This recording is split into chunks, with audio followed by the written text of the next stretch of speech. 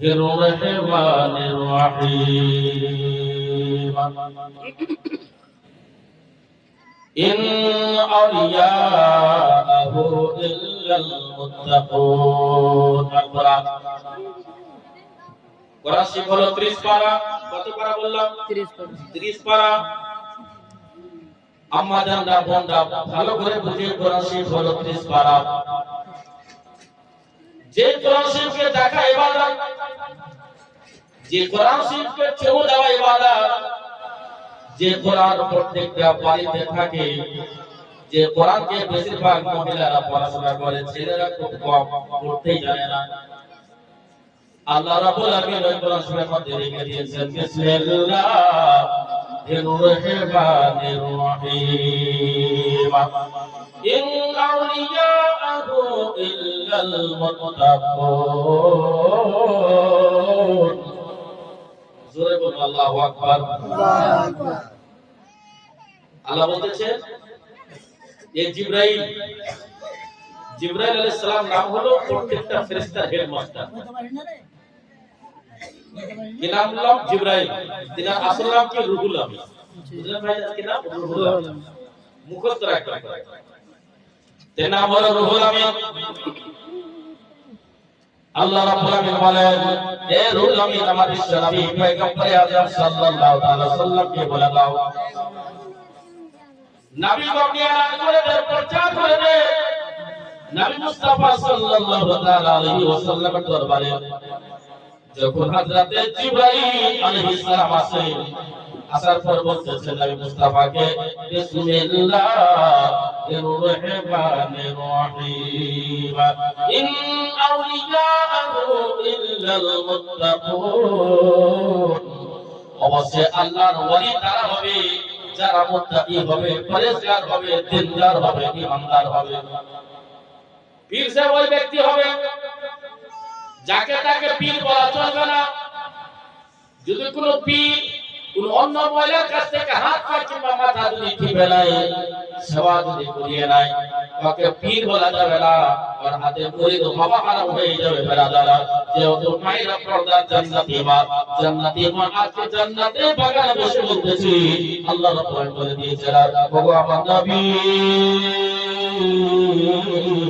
সাল্লাল্লাহু তাআলা আলাইহি ওয়াসাল্লাম, আপনি বলে দিন, বলে দেওয়ার পরে পরে বলুন, যারা আল্লাহর ওলি হবে, আল্লাহ বলতেছেন আমার যারা দোস্ত হবে, আমার যারা বন্ধু হবে, আমার যারা প্রেমিক হবে, আমার যারা প্রেমিকা হবে, আমার যে মাননেওয়ালা হবে, আমার যারা মান্না হবে, আমার যারা মান্নি হবে, তাদের মধ্যে পরহেজগারি থাকবে, লিল্লাহিয়ত থাকবে, তাকওয়া থাকবে। যাকে দেখলে খোদা মনে পড়ে যাবে, তাকে সারাই বলো আল্লাহ তো, আল্লাহর বন্ধুর চিৎকার করে বলো সুবহানাল্লাহ। যাকে দেখলে খোদা মনে পড়ে, जिनाके देखले नमाज मने पड़े, जिनाके देखले रोजा मने पड़े जाए, जिनाके देखले हज जाकात मने पड़े जाए, जिनाके देखले इहदिनास सिराताल मुस्ताकिम रास्ता मने पड़े जाए। तारे हलो आल्लाहर वली। समस्त वली, समस्त पीरेर नाम हलो बड़ पीर আব্দুল কাদের জিলানী। तिनार नाम हलो हजरते আব্দুল কাদের জিলানী गौसे आजम अल बगदाद। तिनार बाबार नाम हजरते আবু সালেহ মুসা জঙ্গিদুস, तिनार मार नाम उम्मुल खैर खाতুন। আপনারা সবাই জানেন হযরতে আবু সালেহ মুসা জঙ্গিদুস কত পরেজগার ছিলেন, কত পরেজগার ছিলেন জানেন তো আপনারা? হযরতে আবু সালেহ মুসা জঙ্গিদুস গোটা বছর রোজা রাখতেন, মাত্র 5 দিন বাদে 5 দিন বাদে গোটা বছর রোজা রাখতেন।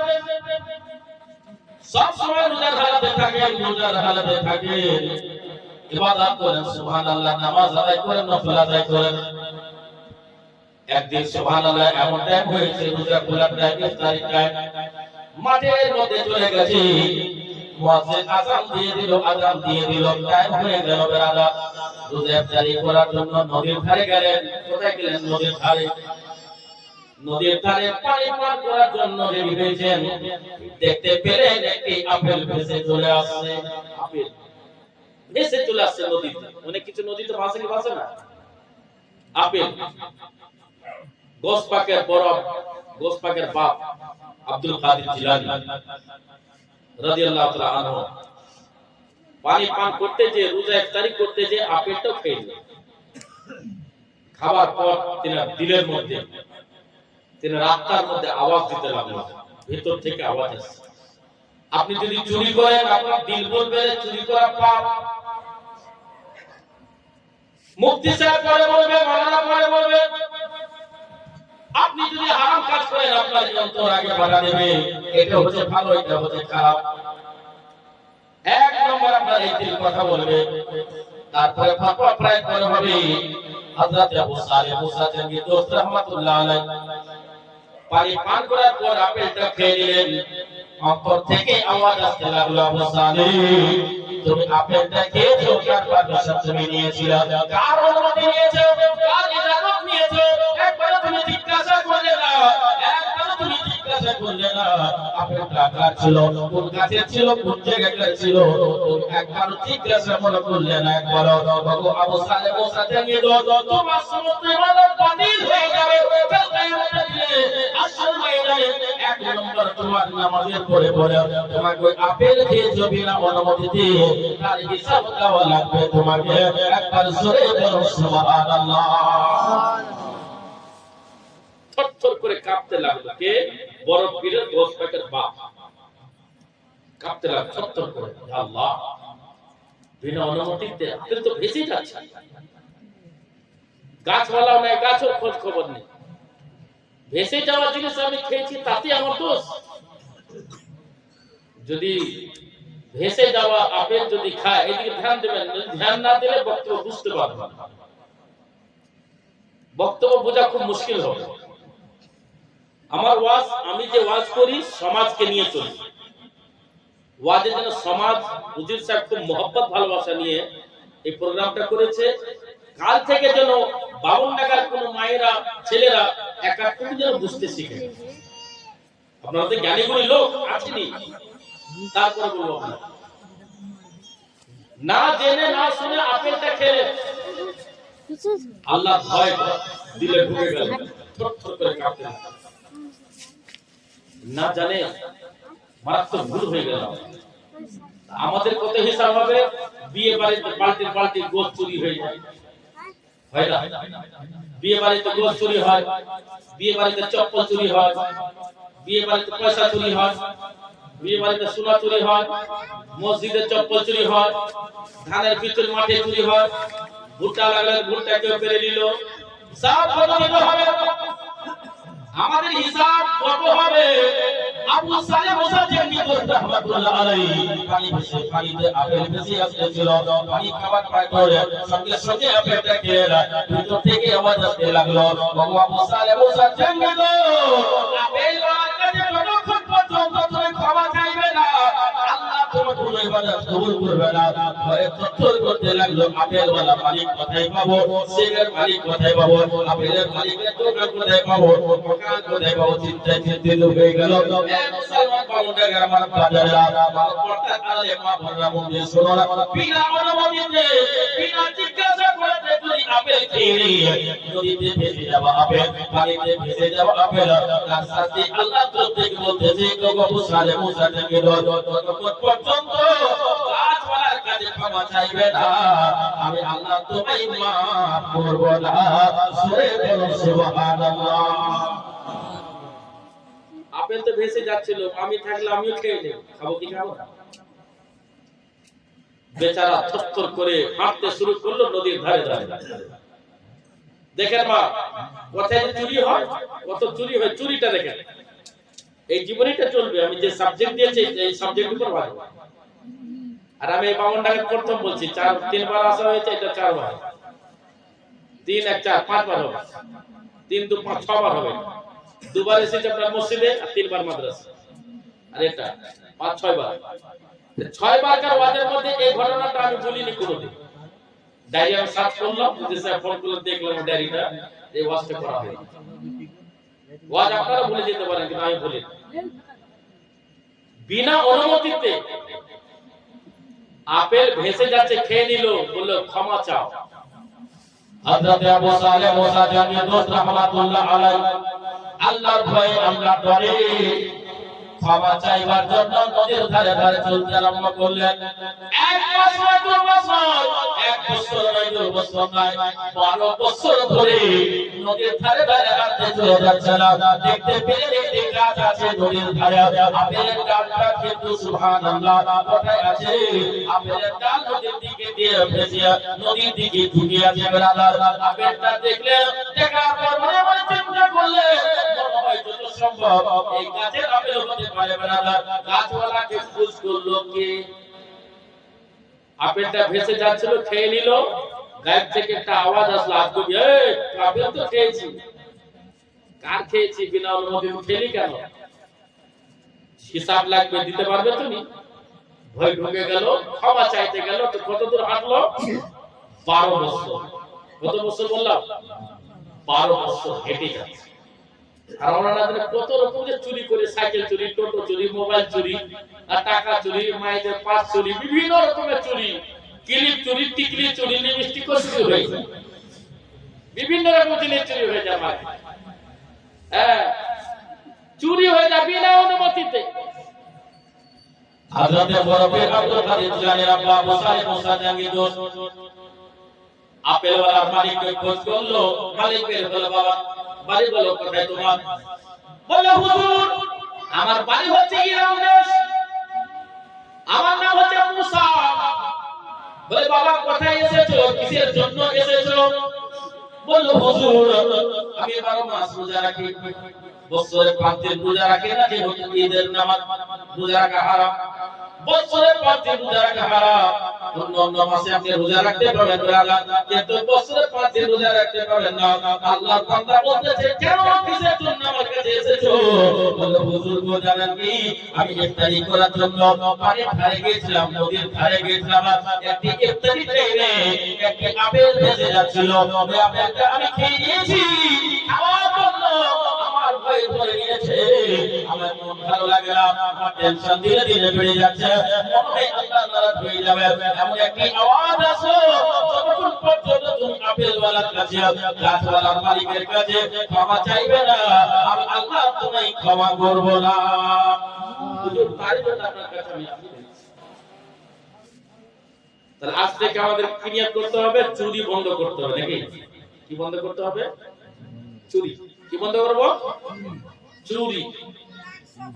অনেক লোক নামাজ চুরি করে, নামাজ পড়ে না, নামাজ পড়তে চাই না। বলছে, বাবা এসো, তাহলে ক্ষমা চাইতে এসেছো? বলে, হ্যাঁ। তোমাকে তেমনি ক্ষমা করব না।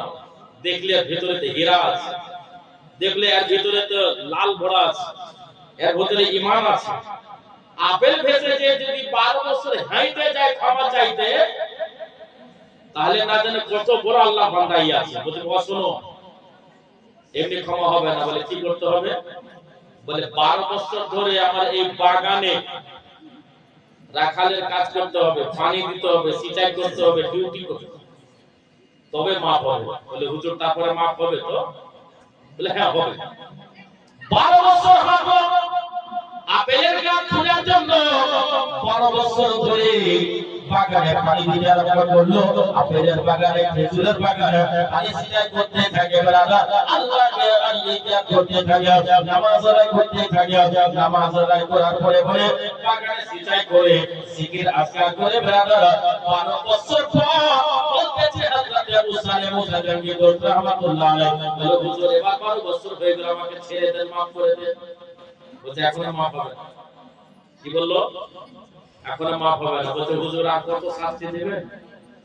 12 বছর গোলামি করলাম, 12 বছর ক্ষমা চাইতে আসলাম, ওই চোররাই ভালো যে বাড়ি থেকে চুরি করে ছাগল, মুরগি, ডিম চুরি করে নিয়ে পালায়, হাঁস খুল্লা থেকে বের করে না, ওই চোরগুলাই তাহলে ভালো? বলছে, না, তুমিও চোর ভালো। 12 বছর হেঁটে এসে ক্ষমা চাইতে 12 বছর হয়ে গেল, কিন্তু আর একটা শর্ত আছে, এরপর কোনো শর্ত নাই। বলতে লাগলো, হুজুর কি শর্ত বলো? বলে, আমার বাড়িতে একটি বিটি আছে, চোখে অন্ধ, মুখে কালো কুচকুচা, মূর্খার মতো কালো, এত কালো আর মতো কালো কেউ পাই না।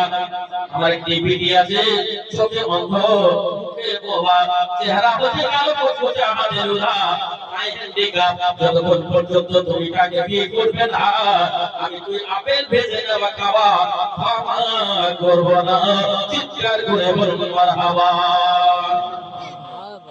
ক্ষমা চাইতে যাচ্ছে বলছে হুজুর আমি রাজি কিন্তু হুজুর মাফ করে দিন আপনাদের এই এলাকায় মানুষ মারা গেলে লাশ কোথায় রাখা হয় ইমামের আগে না পিছনে ইমামের আগে থাকে সারা দিন নামাজ পড়লে ইমামের পিছনে মরার পর ইমাম হয়ে গেলাম ইমামেরও আগে আপনার ইমামেরও আগে লাশ জোহর নামাজ পড়লেন ইমাম আগে ছিল আপনি পিছনে ফজর নামাজ পড়লেন ইমাম আগে আপনি পিছনে আসর নামাজ পড়লেন ইমাম আগে আপনি পিছনে মাগো আপনাদের ইমাম নাই আপনারা নামাজ আদায় করেছেন ঠিক করেছেন সঙ্গে সঙ্গে আল্লাহর হুকুম হয়ে গেল বাবা তুমি রাজি হয়ে যাও রাজি হয়ে গেল বলে হুজুর আমি আপনার মেয়েকে বিয়ে করতে রাজি আছি যদিও কালো হয় যদিও বোবা হয় যদিও হ্যান্ডিক্যাপ হয় হাতে লুলা যদি হয় মুখে কথা যদি না বলতে পারে আমাকে ক্ষমা করে দিবেন এত শাস্তি বড় আপেল ভেসে যাওয়া যদি এত ক্ষমা এত ভয় থাকে আল্লাহর দর আল্লাহর দর যদি থাকে ভেতরে কত বাউন্ডারি বাজারে কত বাউন্ডারি আমাদের ভিতরে না জানে কত ভয় রাখা উচিত আমরা ভয় করি না আমরা নামাজ পড়ি না আমরা রোজা রাখি না আমরা যাকাত দিই না আমরা হজ করি না আমরা বিবির উপর অত্যাচার করি বিবিকে টর্চার করি বিবিকে বিভিন্ন রকম কথা শোনাই আপনি জানেন নারীর যে সংসার সুখী হয় নারীর গুণে সংসার সুখী হয় নারীর কারণে বেড়াদার আল্লাহ রাব্বুল আলামিন আব্দুল কাদির আপনাদের শুনো মুসা আকরাম হযরত আবু সালেহ মুসা কে তো শুনো রাজি হয়ে যাও রাজি হয়ে গেল বিয়ে হয়ে গেল বিয়ে হয়ে গেল ও সুন্নতি রাত ভোর বাসর ঘরে ঢুকবে সুন্নতি ঘরে ঢুকলে বলছে হুজুর ঘরটা দেখিয়ে দেন কোন ঘরে আমার বিবি আছে বলে এই ঘরে গেট লাগা আছে ঘরে যেমনি ঢুকছে ঢোকার পর দেখছে অন্ধকার ঘরে এই চেহারা থেকে মুখ থেকে একবারে নূর বের হচ্ছে জোরে বলো সুবহানাল্লাহ নূর বের হচ্ছে নূর সুন্দর নূর গোটা ঘর আলো হয়ে গেছে হযরত আবু সালেহ মুসা জঙ্গে দৌড় থরথর করে কেঁপে জ্ঞান হারা হয়ে পড়ে গেল আবার মনে হয় ভুল হয়ে গেছে আবার কি হয়েছে ভুল হয়ে গেছে একবার ভুল হলো তো 12 বছর হাঁটলাম 12 বছর গোলামি করলাম এরকম মহিলা বলে আমি বিয়ে করতে রাজি হলাম আবার অন্য ঘরে মনে হয় ঢুকে গেছে হযরত আবু সাঈদ মাসউদ রাহমাতুল্লাহ আলাইহি ডাক দেওয়া হলো হুজুর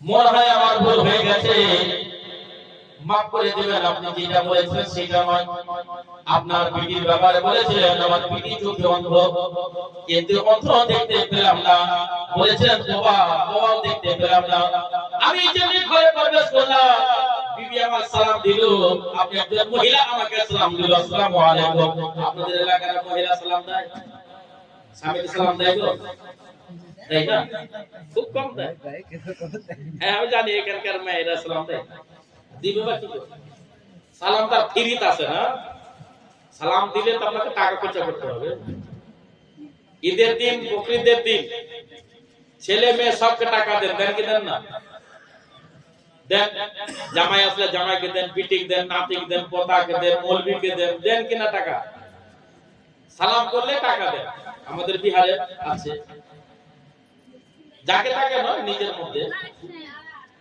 আপনার বিবি যদি আপনাকে ঈদের দিন সালাম দেয় 500 টাকা আপনি দিতে পারবেন না বিবির হাতে লাও সালাম দিয়ে 500 টাকা লাও ওই বিবি আপনার উপরে এত মায়া করবে যে কুরবানির টাইমটা মৌলবীকে জিজ্ঞাসা করবে জালালউদ্দিন সাহেব ঈদে তো 500 টাকা পেলাম বকরিদ কখন হবে বলে কেন বলে জানেন না জামালি সাহেব বলে গেছে বকরিদে আসলে আবার স্বামীকে সালাম দেব আবার 500 টাকা দাও এই মুসলমান ঈদ বকরিদে বিবির হাতে অবশ্যই যত টাকার মালিক বানিয়েছেন বিবিকে আলাদা করে কিন্তু ওকে দিবেন গিফট আপনি সালাম দেওয়া শিখবে সালাম দিতে শিখুন, সালাম দিতে শিখুন ব্রাদার।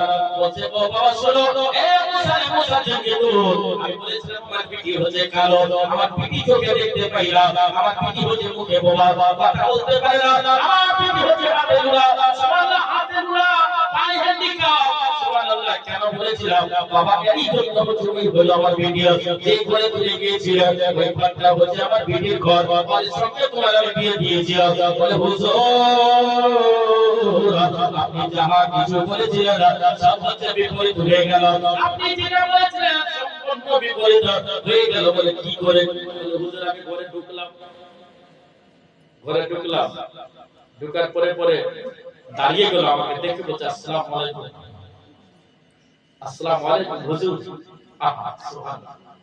যদি কোনো বিবি স্বামীকে যদি বলে আসসালামু আলাইকুম হুজুর, ওই স্বামী আর বিবিকে মারবে গো। যদি বিবি গাল দেয় স্বামীকে, মাকে লাগিয়ে গাল দিল, বেটাকে লাগিয়ে গাল দিল, যাকে তাকে কি গাল, তখন মন মেজাজ খারাপ হবে। জেরা মেরা যাকে বলে বলেই দিল তোমার বংশ খারাপ, বলেই দিল তুমি গরিব, তুমি রাখাল মাহিন্দার, বলেই দিল, ঘর করার মায়া হবে হবে না। বলছে হুজুর মা আপনারা শুনবেন বিশাল শিক্ষা। বড় পীর হোসেন পাক রাদিয়াল্লাহু তাআলা আমার বাবা বলছে হুজুর আমি ঘরে গেলাম, তার গিয়ে আমাকে ইসলাম দিল, আসসালামু আলাইকুম হুজুর। আমি চেহারার দিকে তাকাইলাম, নূর এত বের হয়েছে পেশানি থেকে, হাত থেকে নূর বের হয়েছে, গোটা ঘর ঝকঝক ঝিলমিল করতে লেগেছে ব্রাদার। ও হুজুর আমি তাই জন্য বের হয়ে গেলাম এইখান থেকে। বলে বাবা না না, আমি বলেছিলাম ঠিক কথা তোমাকে, আমার পিঠি অন্ধ, আমার এই পিঠি খারাপ কাজে চোখে কোনোদিন করতে যাই না, চোখে রাস্তা দেখেছে খারাপ কাজ করার জন্য। ব্রাদার মিল্লাতে ইসলামিয়া দুই নম্বর আমি কথা তোমাকে বললাম, আমার পিঠি কালো সোজা, আমার এই পিঠিকে অন্য কোনো লাভার নাই, অন্য কোনো ভালোবাসা নাই, অন্য কোনো পার্কে, অন্য কোনো হোস্টেলে, অন্য কোনো জায়গায় নিয়ে যাই নাই কোনো কর্পোরেশন। তিন নম্বর আমি কথা বলেছিলাম হাতে উড়া, হাত দিয়ে কোনোদিন চুরি করে নিয়ে আমি বলেছিলাম পায়ে হেঁটে গেলাম, এই পায়ে হেঁটে নাপাক কাজ করতে যাইনি। বলে আমার এই পিঠির কথা বলেছিলাম এইভাবে, একবার জোরে বলো সুবহানাল্লাহ। আমাদের মাদেরকে একটা চিন্তা ভাবনা করতে হবে। কবে মাস্ক বের হয়েছিল করোনা ভাইরাস, কি বের হয়েছিল? মাস্ক বের হয়েছিল না মাস্ক? এখন কারো মায়েরা মাস্ক লাগাচ্ছে, যখন মাস্ক লাগিয়ে নিচ্ছে বাপ চিনতে পারে না যে না আমার বিটি নাকি, একটুকুনি তো চেনার জায়গা। এক একটা মায়েরা বোরখা পরে শুধু ফ্যাশন করার জন্য, এক একটা মায়েরা বোরখা পরে যেন আমাকে না চিনতে পারে বলে ঘর থেকে বোরখা পরে বের হলো, বাস থেকে নেমে কলেজের মুখে বোরখা খুলে দিল, এরপর বন্ধুদের সাথে পার্টি চলে গেল, বোরখা খুলে ব্যাগ খুলে দিল, ব্রাদার আবার বোরখা পরে চলে এলো। তোমার এই বোরখা তুমি তো জানতে পারছো না, ভগবান জননী তুমি জানতে পারছো আমাকে কেউ দেখে না, দেখতে বলে একজন আছে যার নাম হলো আল্লাহ, আর ফেরেশতাও আপনাকে দেখতেছে ব্রাদার। নবীকে জিজ্ঞাসা করা হলো, নবী মুস্তাফাকে জিজ্ঞাসা করা হলো, এই নবী মুহাম্মদ বিন আব্দুল্লাহ হাসর ময়দানে আপনার উম্মতকে চিনবেন কি করে? আপনার উম্মতকে চিনবেন কি করে? বিশাল সবাই তো এক জায়গায় হাজির হবে, গোটা দুনিয়ার লোক, আপনি চিনবেন কি করে? নবী বললেন শুনো, এদিকে এসো, যদি হাজার হাজার ঘোড়া থাকে, হাজার হাজার যদি ঘোড়া থাকে, আর ঘোড়ার মধ্যে সব কালো ঘোড়া, ওর মধ্যে একটা যদি সাদা ঘোড়া থাকে, দূর থেকে চেনা যাবে কি যাবে? যাবে না গো? অবশ্যই চেনা যাবে, দূর থেকে সাদা ঘোড়া চেনা যাবে। বলতে শুনো আমার উম্মতকে, হাসর ময়দান হবে না বাপ বিটি হবে না বিটি মা হবে, কেউ কাউরি হবে না, তো গোলা এখানে আপনাকে আমাকে চিনবে কি করে? আমার নবী মুস্তাফা বলে বাবা সাহাবা বলেন শোনো, হাজার হাজার কালো রঙের ঘোড়া হবে, একটি সাদা ঘোড়া হবে, সাদা ঘোড়া দূর থেকে চেনা যাবে। কি করে ও কই কি করে চিনবা?